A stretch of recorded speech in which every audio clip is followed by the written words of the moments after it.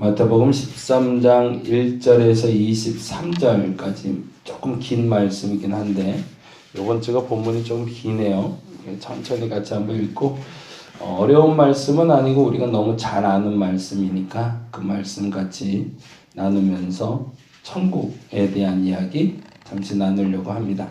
13장 1절에서 23절까지 기록된 말씀, 천국 비유의 첫 번째 말씀입니다. 1절부터 23절 같이 한 목소리로 읽겠습니다. 그날 예수께서 집에서 나가사 바닷가에 앉으심에 큰 무리가 그에게로 모여들거늘 예수께서 배에 올라가 앉으시고 온 무리는 해변에 서 있더니 예수께서 비유로 여러 가지를 그들에게 말씀하여 이르시되 씨를 뿌리는 자가 뿌리러 나가서 뿌릴새 더러는 길가에 떨어짐에 새들이 와서 먹어버렸고 더러는 흙이 얇은 돌밭에 떨어짐에 흙이 깊지 아니하므로 곧 싹이 나오나 해가 돋은 후에 타서 뿌리가 없으므로 말랐고 더러는 가시떨기 위에 떨어짐에 가시가 자라서 기운을 막았고 더러는 좋은 땅에 떨어짐에 어떤 것은 100배, 어떤 것은 60배, 어떤 것은 30배의 결실을 하였느니라. 귀 있는 자는 들으라 하시니라. 제자들이 예수께 나와 이르되 어찌하여 그들에게 비유로 말씀하시나이까? 대답하여 이르시되 천국의 비밀을 아는 것이 너희에게는 허락되었으나 그들에게는 아니 되었나니 무릇 있는 자는 받아 넉넉하게 되되 없는 자는 그 있는 것도 빼앗기리라. 그러므로 내가 그들에게 비유로 말하는 것은 그들이 보아도 보지 못하며 들어도 듣지 못하며 깨닫지 못함이니라. 이사야의 예언이 그들에게 이루어졌으니 일렀으되 너희가 듣기는 들어도 깨닫지 못할 것이요 보기는 보아도 알지 못하리라.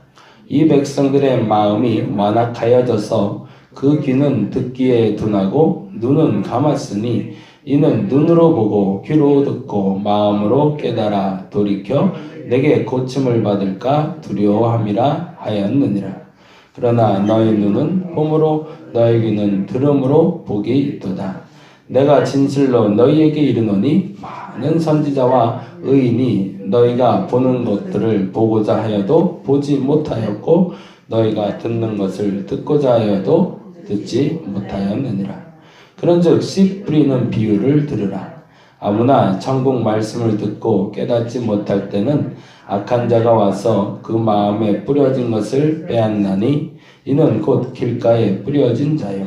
돌밭에 뿌려졌다는 것은 말씀을 듣고 즉시 기쁨으로 받되 그 속에 뿌리가 없어 잠시 견디다가 말씀으로 말미암아 환난이나 박해가 일어날 때에는 곧 넘어지는 자요.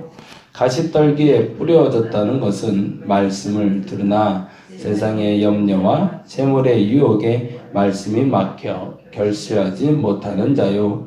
좋은 땅에 뿌려졌다는 것은 말씀을 듣고 깨닫는 자니 결실하여 어떤 것은 100배, 어떤 것은 60배, 어떤 것은 30배가 되느니라 하시더라. 아멘, 아멘.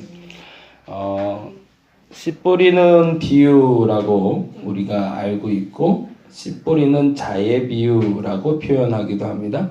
씨 뿌리는 비유라고 얘기했을 때는 그 씨가 뿌려진 밭이 중심이 되지만 씨 뿌리는 자의 비유라고 됐을 때 씨 뿌리는 자 하나님이 중심이 되죠. 그러니까 씨 뿌리는 자냐 씨 뿌리는 것이냐라고 했을 때 그것은 듣는 사람이 어떤 사람이고 그리고 받아야 될 사람이 어떤 사람인지가 포커스가 돼서 나뉘는 주제겠죠. 근데 중요한 걸 놓치지 말아야 될 건 지금 이 씨 뿌리는 비유는 천국 비유라는 겁니다. 하나님의 나라, 천국, 하나님의 통치에 대한 설명을 하기 위해서 사실은 13장 전체는 7가지의 비유를 통해서 하나님의 나라에 대해서 천국에 대해서 설명하고 있습니다. 근데 그 시작점이 되는 하나님의 나라는 어떻게 선포되는가? 그리고 하나님의 나라는 어떤 사람의 것인가를 설명하는 것이 13장 1절에서 23절입니다. 그래서 13장 1절에서 9절까지는 실제적인 현장에서 일어난 일에 대한 기록이라면 10절에서 23절은 제자와 예수님과의 관계 속에서 일어나는 일을 기록하고 있죠. 이게 구별이 되는 이유는 사실은 13장 1절에서 9절 말씀에 대한 제자들의 반응 때문에 그렇습니다. 어떤 반응이냐면, 참 제자들을 제가 폄하하면 안 되지만 제자들도 못 알아들은 거죠. 비유로 말을 해놨는데 정작 그 비유를 들은 백성들뿐만 아니라 제자들뿐만 아니라 모든 사람들이 이게 뭐야 싶은 겁니다. 실질적으로 여러분도 보셔서 알겠지만 그 장소가 어디냐면 13장 1절에 보니까 이렇게 기록되어 있거든요. 13장 1절 읽어볼까요? 그날 예수께서 집에서 나가사 바닷가에 앉으셨대요. 장소가 어디죠? 바닷가예요. 근데 그때 비유로 말씀하신 건 뭐였죠? 3절 보니까 예수께서 비유로 여러 가지를 그들에게 말씀하여 하면서 7가지가 이제 선포될 걸 얘기하시는데 그 중에 여러 가지 중에 하나가 제자들의 마음속에 박혔는데 그 비유가 뭐라고? 씨를 뿌리는 자가 뿌리러 나가서라고 되어 있어요. 뭐죠? 바닷가에서 농부의 비유를 한 거거든요. 어부들에게 농부의 비유를 했다는 거거든요. 그런 옛날하고 지금하고 상황이 좀 많이 다르겠지만 과거에 내륙에 살던 사람들은 물고기를 보기가 희귀했잖아요. 그렇죠? 그래서 중국에서도 그 썩어도 준치라는 단어가 나오잖아요. 썩어도 준치라는 단어가 왜 나온지 혹시 아시나요? 내륙에 사는 사람들이 물고기를 먹고 싶은데 물고기를 먹을 수 있는 방법이 없잖아요. 왜냐면 이동수단이 없어서 나르다가 썩어버리니까. 근데 이 준치라는 생선은 그래도 오랫동안 보관이 됐던 것 같아요. 그래서 왕이 생선을 좀 이렇게 갖고 와라 라고 하면 급하게 날라서 이제 준치를 날라서 줬는데 문제는 이게 나르다가 썩어버리는 거죠. 그래도 생선이니까. 근데 그러면은 이 하사품이 썩으면 버리기는 아깝잖아요. 진상하려고 갖고 온 거니까. 일반 백성들에게 퍼지기 시작했는데 썩은데 약간 썩은 냄새가 나는 생선도 먹을 수 있다라고 해서 나눠주기 시작한 거죠. 근데 먹어보니까 뭐 내륙에서는 안 먹던 생선 먹으니까 얼마나 좋아요. 그래서 야 이거 생선이라는 게 이렇게 맛있는 거구나 그러면서 썩은 준치를 먹었던 유래가 남아서 썩어도 준치라는 단어가 나왔다고 합니다. 그만큼 사실은 이 내륙 사람들의 생활 양식과 해안가의 생활 양식은 완전히 지금처럼 이렇게 뭐 교통이 발달되고 통신이 발달돼서 그리고 운송수단하고 보관 방법이 발달돼서 원활하게 이렇게 조절이 된다면 누구든지 다 이해할 수 있는데 그때는 별개의 얘기였던 거죠. 바닷가에 어부들의 생활이 있고 내륙의 생활이 있었는데 뜬금없이 어부들에게 와서 농부들의 얘기를 하니 이건 뭐 듣도 보지 못한 이야기, 엉뚱한 얘기를 하고 있는 겁니다. 이들에게 있어서 씨 뿌리는 방법, 사실은 여러분은 아시나요? 그러니까 쌀을 심는 방법, 보리 심는 방법 아시나요? 어제 우리 권사님하고도 그 얘기, 매주 담는 방법 저는 모르거든요. 간장 먹을 줄 알아요. 고추장 먹을 줄 알지만 매주를 어떻게 담는지 그걸 어떻게 해서 간장이 되는지 된장인지 저는 몰라요. 근데 만들어진 건 먹을 줄 알죠. 사실은 몰라요. 이게 이들이 씨 뿌리는 비유라고 해서 듣고는 있지만 도대체 씨를 왜 뿌리는 건지 어떻게 뿌리는 건지 뭘 뿌리는 건지 뭐가 나는 건지 모르겠는 거예요. 듣기는 들었는데. 근데 자존심이 있잖아요. 모른다고 어떻게 말해요. 그 자리에서. 그냥 들으면서 고개 그냥 끄덕인 거죠. 제자들이니까 그래도 뒤에 앉지는 않았을 거 아니에요. 최소한 예수님 앞쪽에 앉아서 이렇게 다들 서서 있으니까 그래도 야 우리 선생 말하는데 내가 앞에서 들어야지 그러고 들었는데 멍한 거죠. 뭔 얘기인지도 모르겠고 무슨 얘기인지도 알지는 못하겠는데 고개는 끄덕여 놓고 와서 답답하니까 이제 얘기하는 거죠. 도대체 왜 비유로 얘기하냐? 그냥 대놓고 얘기하면 좋지 않겠냐? 라고 얘기하자 예수님이 변호해주면서 옹호해주면서 하는 얘기가 10절부터입니다. 그러면서 그런 얘기 하시는 거예요. 제자들한테 이건 다 들을 사람이 있고 못 들을 사람이 있는 거다. 근데 듣는 사람은 깨달을 거고 듣지 못하는 사람은 깨닫지 못할 거다. 근데 특별히 너희들은 깨달을 거다. 이 말을 듣고 얼마나 찔끔했을까요? 왜? 못 알아들었으니까. 그러니까 그 눈치를 보시고 설명해 주시는 거죠. 그 설명에 대한 이야기가 18절부터 시작되는 이야기가 됩니다. 이게 이제 16절 말씀은 사실은 제자들을 위로하는 말씀이죠. 이렇게 읽어볼까요? 16절. 그러나 너희 눈은 봄으로 너희 귀는 들음으로 복이 있도다. 아멘. 저와 여러분이 그런 복이 있기를 간절히 바랍니다. 양 목사가 얘기하면 그냥 하고 받아들여 주시면 참 좋겠어요. 네, 그냥 틀릴 수도 있죠. 저도 말이 꼬일 수도 있고 잘 설명을 못할 수도 있는데 그 의도가 무엇이다. 그것을 정확히 깨닫고 그 복 누릴 수 있는 여러분 되었으면 좋겠습니다. 예수님이 그 말씀을 설명하시기 위해서 먼저 그의 귀를 여는 작업을 가신 거죠. 너희들은 볼 수 있으니 얼마나 좋냐. 너희들은 들을 수 있으니 얼마나 좋냐. 그 복을 누려라 라고 얘기하며 씨 뿌리는 비유를 얘기하는데 사실은 씨 뿌리는 비유는 매우 중요한 요소를 갖고 있습니다. 유대인들의 집단 이기주의에 대해서 반발하는 이야기셨어요. 왜냐하면 유대인들은 본인만 구원받는다고 얘기했거든요. 우리는 준비된 사람이야. 우리의 길 아니면 거기는 구원이 없어. 그래서 예수께서 하신 얘기가 내가 곧 길이라고 이야기한 이유는 너희들이 말하는 길은 잘못됐다라는 얘기입니다. 내가 곧 길이라는 얘기는 꼭 예수만 길이라는 얘기가 아니라 너희들의 잘못된 길을 없애버리고 바른 길을 내겠다는 얘기입니다.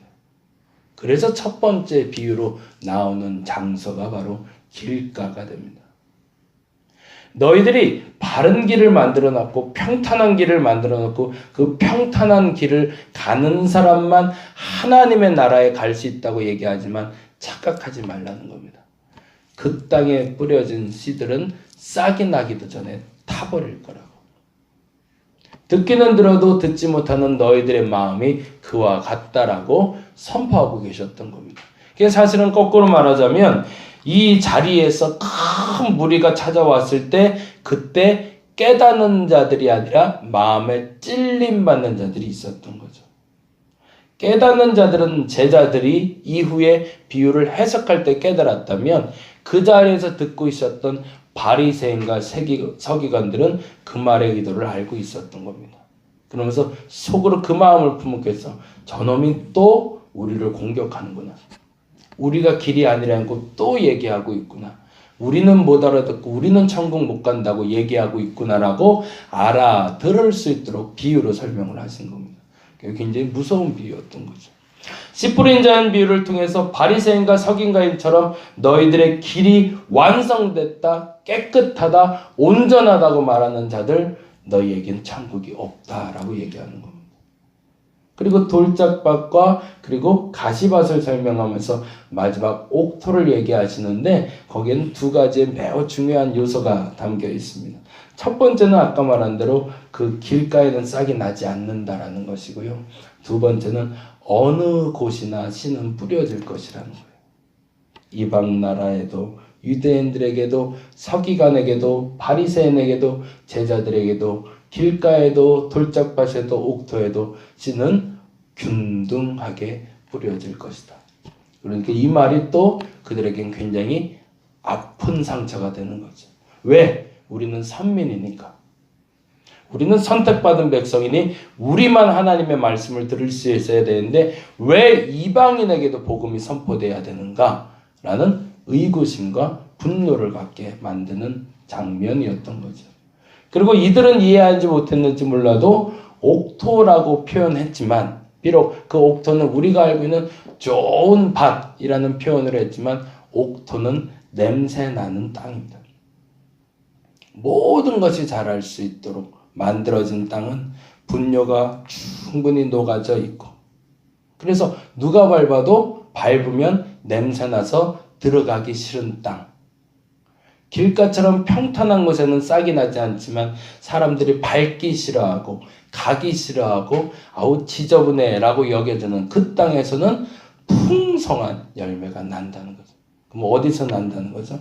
너희들이 손가락질하고 원망하던 세리들, 창기들, 죄인들, 그 땅에는 싹이 날 것이라고.